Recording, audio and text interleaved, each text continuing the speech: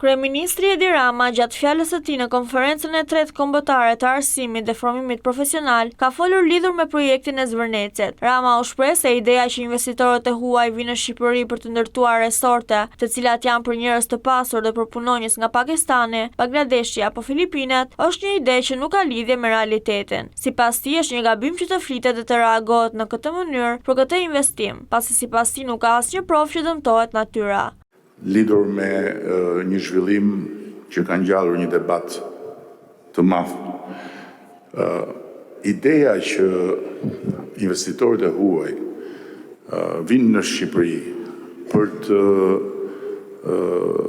ndërtuar rezorte të cilat janë për shumë të pasurit dhe për punonjës nga Pakistani, nga Bangladeshi apo nga Filipinet, sepse duan t'i paguajnë shumë pak, është një ide që nuk ka asnjë lidhje me realitetin.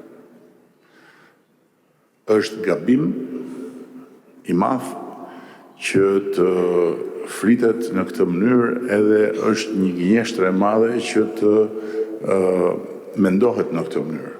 Ideja që kapitali i madh dhe që sipërmarrjet e mëdha shkojnë në vende të caktuara për të investuar në turizëm, për të shkatruar ato vende dhe për të shfrytzuar një krah pune të lirë, është një ide e lindur nga padia totale. Kryeministri foli dhe për arsimin profesional, ku deklaroi se numri i nxënësve që e zgjedhin atë është dyfishuar, duke arritur sot në mbi 20% dhe duke theksuar se 63 të diplomuarve në këtë shkolla punësohen menjëherë.